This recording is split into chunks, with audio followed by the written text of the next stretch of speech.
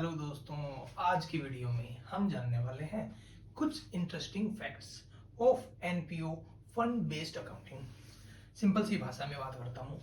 Fund based accounting जो कि हमने पढ़ी भी है, मैं फिर से भी बता रहा हूँ। फंड बेस्ड अकाउंटिंग होती है कोई स्पेसिफिक पर्पज के लिए हमें डोनेशन मिला और उस डोनेशन को, उस फंड को हम उस स्पेसिफिक पर्पज के लिए ही यूज करते हैं। उससे कमाई हुई इनकम भी उस स्पेसिफिक पर्पज में ही जाएगी और उससे उससे किया हुआ खर्चा भी उस स्पेसिफिक पर्पज के लिए ही होगा। सपोज करते हैं हम एक इंडियन स्पोर्ट्स क्लब है, हमें मैच से रिलेटेड एक स्पेसिफिक फंड मिला यानी डोनेशन मिली, जो कि कहा गया कि इससे सिर्फ आप मैच करवाएंगे, क्रिकेट मैच, फुटबॉल मैच जो भी है, आप सिर्फ और सिर्फ मैच की एक्टिविटीज करवाएंगे और जब तक ये पैसा आपके पास रहेगा उस पैसे को आप कहीं इन्वेस्ट करते हैं, वो पैसा ट्रस्ट की या एनपीओ की इनकम नहीं होगा, वो पैसा उस फंड में ही ऐड हो जाएगा जो कि एक स्पेसिफिक डायरेक्शन के साथ हमें मिला था। एक स्टोरी टेलिंग करता हूं क्योंकि इस क्वेश्चन में वो यूज होने वाली है। एक स्टोरी टेलिंग में आपको बताता हूं। सपोज कीजिए कि आपने एक ट्रस्ट को एक डोनेशन दी और कहा कि एक बिल्डिंग बना देना जिसमें एक भगवान की मूर्ति रखवा देना। आपने उनको 1 लाख रुपया दिया, एक छोटा सा स्ट्रक्चर बना देना जिसमें आप कोई भी भगवान की मूर्ति रखवाना चाहते थे। अब ट्रस्ट ने उस पैसे को रखा, बोला, आपको बताया गया कि अभी 6 महीने तक हम ये काम नहीं कर सकेंगे। तो आपने कहा कोई बात नहीं, ठीक है, आप उस पैसे को अपने पास ही रखिए। तो अब वो उस 1 लाख रुपए को अगले 6 मंथ के लिए इन्वेस्ट कर देते हैं किसी एफडी में या शेयर्स में और वहां से उनको मिलता है 10,000 रुपए रिटर्न ऑन देयर इन्वेस्टमेंट। तो अब वो 10,000 रुपए क्या उस ट्रस्ट की इनकम हो जाएगी या वो इनकम आपकी है या वो इनकम आपके दिए हुए पैसे पे जनरेट हुई है? तो आप बोलेंगे कि ये सिर्फ और सिर्फ उसी पर्पज के लिए यूज होनी चाहिए। तीसरा जो ऑप्शन है वो कुछ लॉजिकल लग रहा है। आप ट्रस्ट से ये नहीं कह सकते कि मेरे को उस पैसे पे कमाई हुई इनकम आप वापस दे दो। आप यही कहेंगे कि ये जो पैसा इस इन्वेस्टमेंट पर आया है जो कि मैंने दिया था एज ए डोनेशन, लेकिन अभी तक जो मैंने कहा था कि एक मूर्ति रखवा देना, एक स्ट्रक्चर बनवा के, वो हुआ नहीं है। तो वो पैसा आप उसी स्ट्रक्चर बनवाने में लगाएंगे। आप उसको थोड़ा और बेहतर बना सकते हैं उस पैसे से, लेकिन वो ट्रस्ट की कमाई बिल्कुल भी नहीं है। ठीक है, इसी के ऊपर ये क्वेश्चन है। अच्छा, एक इस ये तो हो गया फंड बेस्ड अकाउंटिंग का एग्जांपल। अब मैं इस क्वेश्चन का स्पेसिफिक बात बता देता हूं। इस क्वेश्चन में कहा गया है कि डोनेशन तो मिली, सपोज करते हैं, फिगर्स मेरे को भी याद नहीं है, डोनेशन तो मिली 1 लाख रुपया, लेकिन वो जो मैच करवाए गए ट्रस्ट के द्वारा, उस मैच में खर्चा हो गया 1,30,000 रुपया। तो अब वो 30,000 रुपया आप देंगे जिन्होंने डोनेशन दिया था 1 लाख रुपया, ये ट्रस्ट खुद बियर करेगा। आप अगर सोचें कि मैंने अगर किसी ट्रस्ट को डोनेशन दिया कि मैं 1 लाख रुपया दूंगा और आप मैच कंडक्ट करवाइए, तो अब उसके 1 लाख के ऊपर अगर खर्चा हो रहा है तो वो मेरी जिम्मेवारी कहीं से भी नहीं है, वो ट्रस्ट बियर करेगा। अगर मैं उनको बोलता हूं कि मैं और भी डोनेशन दूंगा तो जाहिर सी बात है मैं दे सकता हूं, लेकिन अगर मैंने कहा कि मैं 1 लाख रुपए दे दूंगा तो उसके ऊपर जो भी खर्चा हो रहा है, वो जो डिफरेंस आएगा वो खर्चा ट्रस्ट को करना पड़ेगा अपने इनकम से। अपनी इनकम और एक्सपेंडिचर अकाउंट में वो उसको शो करेंगे, उसमें मेरा कोई लेना देना नहीं है। मैंने स्पेसिफिक डोनेशन 1 लाख रुपए की दी और मैं 1 लाख रुपए तक का खर्चा ही ट्रस्ट को अलाउ कर सकता हूं मेरे डोनेशन से। अब आइए इस क्वेश्चन को थोड़ा सॉल्व करते हैं।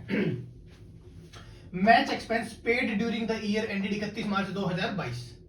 ये 2022, ठीक है, ये क्वेश्चन है 2 साल का। एक तो बनेगी balance sheet as on 31 March 2021, एक बनेगी बैलेंस शीट एज ऑन 31 मार्च 22, एक बनेगा इनकम एंड एक्सपेंडिचर अकाउंट।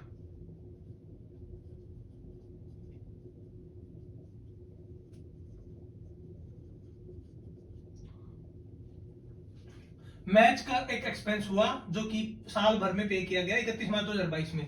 अब जो मैच का एक्सपेंस है वो इनकम एंड एक्सपेंडिचर अकाउंट में शो नहीं किया जाएगा, उसके अगेंस्ट में हम चेक करते हैं कि कोई फंड मिला है तो उसी में से हम लेस करेंगे। Match fund as on 31 March 2021, तो मैं इस बैलेंस शीट में लिखता हूं एसेट साइड में मैच फंड 2021 जो कि था 1,70,000 रुपया। Match fund investment as on 31 March 2021, sorry मैंने थोड़ा जल्दीबाजी में कुछ उल्टा सीधा लिख दिया। मैच लाइबिलिटी की साइड आता है ना फंड, तो मैच फंड ऑन 2021 मार्च में तो 1,70,000 की तो हमारी लाइबिलिटी थी ट्रस्ट की, और इन्वेस्टमेंट की हुई थी मैच फंड इन्वेस्टमेंट 2 लाख। उसके बाद में हमें मिला है डोनेशन और मिला है मैच फंड के लिए, यानी एक स्पेसिफिक डायरेक्शन दी गई है कि मैच के लिए पैसा है, तो ये पैसा इनकम एंड एक्सपेंडिचर अकाउंट में नहीं जाएगा, डायरेक्ट बैलेंस शीट में जाएगा। जिस साल के लिए मिला है 2022 में मिला है तो 2022 की बैलेंस शीट में ही आ जाएगा, लेकिन उससे पहले हमको मैच फंड का वो निकालना पड़ेगा,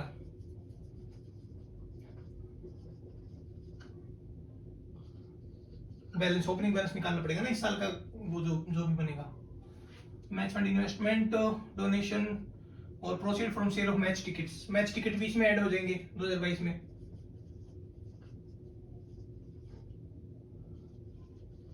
देखिए फंड बेस्ड अकाउंटिंग में यही है कि स्पेसिफिक डायरेक्शन के साथ जो भी पैसा आया उस पैसे से जो भी कमाई हुई वो उस एक्टिविटी से जो भी कमाई हुई वो उसी पैसे में ऐड हो जाएंगी, वो इनकम एंड एक्सपेंडिचर अकाउंट की तरफ नहीं जाएंगी, वो सिर्फ रहेंगी बैलेंस शीट के अंदर।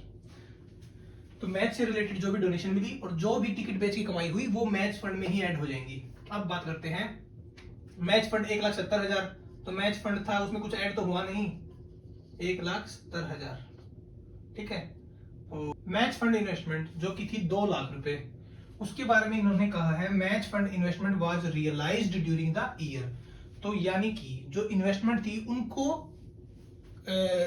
राइट मतलब इन्वेस्टमेंट्स को बेच दिया था, अगर कुछ सामान था, शेयर्स थे, अगर एफडी थी तो एफडी तुड़वा ली गई थी ड्यूरिंग द ईयर यानी 2022 में, तो अब ये बैलेंस शीट में तो आएगी नहीं, ठीक है।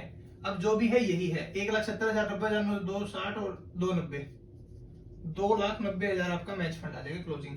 अब दूसरी बात, अब इस बात पे चर्चा कर सकते हैं हम लोग, मैच एक्सपेंस हुआ है 3 लाख और जो मैच फंड का टोटल है 2022 के अंदर वो हुआ 2,90,000, जिसमें से अगर मैं 3 लाख घटा दूं तो 10,000 रुपया ये एक्सपेंडिचर हो जाएगा ट्रस्ट का।